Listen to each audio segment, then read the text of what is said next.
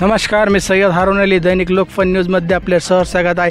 आज दिनांक 20 नोव्हेंबर 2024 आज सिल्लोड सोयगाव विधानसभा क्रमांक 104 मध्ये शांततेने मतदान पार पडत आहे। आज आपण मतदान केंद्र क्रमांक 329, 30 आणि 31, 36 एकर येथे नॅशनल हायस्कूल शाळेमध्ये आलेलो आहे। इथं नागरिक आपल्या चांगल्या पद्धतीनं मतदान करत आहे आणि निवडणूक आयोगाचं एक घोषवाक्य आहे की मतदान करा, मतदानासाठी वेळ काढा, आपली जबाबदारी पार पाडा आणि देशाची लोकशाही बळकट करण्यासाठी आपण आपल्या 100% मतदान करा। मी सुद्धा मतदान केलेलं आहे।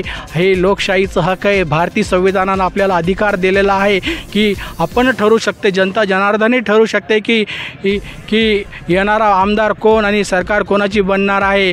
ह्या लोकशाहीमध्ये बाबासाहेबांनी जे संविधानामध्ये ताकद दिलेली आहे ही खूप दिलेली आहे।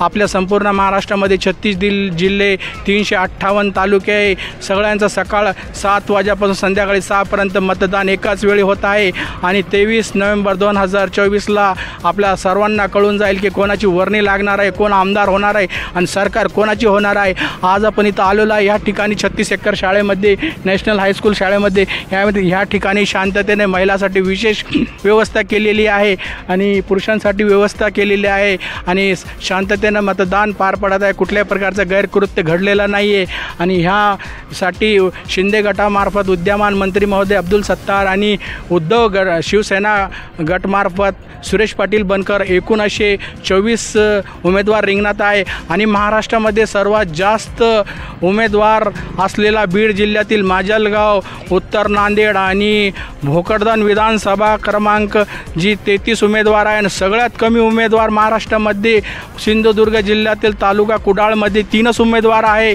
आणि मुंबईतील चेंबूर, बोरीवली आणि बोईसर इथं 5-5 उमेदवार आहे। आज आपण सिल्लोड शहरातील सर्व नागरिकांना दैनिक लोकफनमार्फत असं आग्रह विनंती आहे की सर्वांनी मतदान करावा, आपली मतदानासाठी वेळ काढावा, आपली जबाबदारी पार पाडावा। उत्सव समिती, निवडणूक आयोग। मी पुन्हा येईल। जय हिंद, जय महाराष्ट्र।